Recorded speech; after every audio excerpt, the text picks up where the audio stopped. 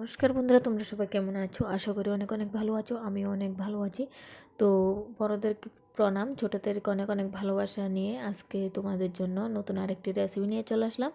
তো রেসিপিটি হলো ম্যাগি রান্নার রেসিপি। তো বন্ধুরা চলো ভিডিওটা শুরু করা যাক। তো এখানে আমি প্রথমত গ্যাসটাকে অন করে কড়াই বসিয়ে দিয়েছিলাম। কড়াই বসিয়ে আমার প্রয়োজন মতো আমি তেল দিয়ে দিয়েছি গরম হওয়ার জন্য। তো তোমরা দেখতে পাচ্ছ তেলটা মোটামুটি গরম হয়ে গেছে। তেলটাকে আমি 1 থেকে 1.5 মিনিটের মতো ছেড়ে দিয়েছিলাম গরম হওয়ার জন্য। তো তেলটা গরম হয়ে গেছে। হয়ে যাওয়ার পরে এখানে আমি পেঁয়াজ বড় সাইজের একটাকে কুচি করে কেটে নিয়েছিলাম, সেটাকে হালকা ব্রাউন কালার করে ভেজে নেব। তো মোটামুটি ভাজা হয়ে এসেছে, তোমরা আশা করি দেখেই বুঝতে পারছো কতটা সুন্দর লাগছে।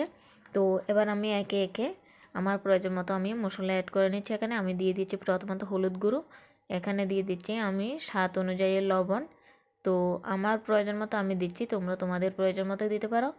তো এখানে দেখতে পাচ্ছ যতটুকু ঝাল তোমরা খাবে ততটুকুই দিতে পারো। আমার প্রয়োজন মতো আমি দিয়ে দিয়েছি এখানে শুকনো লঙ্কার গুঁড়ো। তো দিয়ে আরও কিছুক্ষণ সময় পেঁয়াজ মশলা একসাথে ভেজে নেব। তো মোটামুটি ভাজা হয়ে গেছে।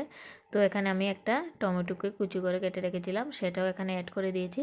তো বন্ধুরা আমি ভিডিওটাকে স্কিপ করে দেখাচ্ছি, না হলে অনেকটা বড় হয়ে যাবে, তাই তোমাদেরকে কেটে কেটে ভিডিওটা দেখালাম। তো যদি ভালো লাগে থাকে লাইক কমেন্ট শেয়ার করতে ভুলো না। তো দেখতে পাচ্ছ আমার টমেটোগুলি কষানো হয়ে গেছে মোটামুটি। তো এখানে আমি 2টো ডিম ভেঙে রেখেছিলাম একটা বাটির মধ্যে, সেগুলি এখানে অ্যাড করে দিয়েছি আমার মশলাগুলি ভাজা হওয়ার পরে। তো দেখতেই পাচ্ছ কি সুন্দর করে ভেজে নিলাম। তো দেখতে যতটা সুন্দর খেতে ততটাই সুস্বাদু হয়েছিল এই ম্যাগি রেসিপিটা। আশা করি তোমরাও বাড়িতে একবার হলো ট্রাই করে দেখবে, না হলে বুঝতেই পারবে না কতটা স্বাদ। তো প্লিজ তোমরা বাড়িতে একবার হলো ট্রাই করে দেখবে। তো যারা যারা আমাকে ফলো সাবস্ক্রাইব করেছো তাদেরকে অসংখ্য অসংখ্য ধন্যবাদ। তো এভাবে তোমরা আমার পাশে থাকবে, তাহলে আমি আগে এগিয়ে যেতে পারবো। তো দেখতে পেলে আমি এখানে ম্যাগি অ্যাড করে দিয়েছি। এখানে আমি 10 টাকা দামের 2টো প্যাকেট ম্যাগি নিয়েছি। তো ম্যাগিটাকে আমি কিছুক্ষণ সময় ভেজে নিয়েছিলাম। তো আমি স্কিপ করে দিয়েছি ভিডিওটাকে, নাহলে অনেকটা বড় হয়ে যাবে তাই। তো ম্যাগিটা ভাজা হওয়ার পরে যে ম্যাগির মশলাটা থাকে সেটা এখানে অ্যাড করে দিয়েছি। অ্যাড করে আরও কিছুক্ষণ সময় ভেজে নিচ্ছি। আশা করি তোমরা দেখেই বুঝতে পারছো। তো অ্যাড করে দেওয়ার পরে কিছুক্ষণ ভেজে নিচ্ছি। ভেজে নেওয়ার পরে আমি এখানে কিছুটা জল অ্যাড করে দেবো, যাতে ম্যাগিটা প্রয়োজন মতো সিদ্ধ হয়ে যায়। তো আমার প্রয়োজন মতো আমি দিয়ে দিচ্ছি। তোমাদের এখানে যদি আরও বেশি হয় বা কম হয়, তোমরা সেই অনুযায়ী জলটাকে দিয়ে ম্যাগিটাকে সিদ্ধ করে নেবে। তো এভাবে রান্না করে খেলে অনেকটা সুস্বাদু লাগে। তোমরা বাড়িতে একবার হলো ট্রাই করে দেখবে আমার রেসিপিটা দেখে।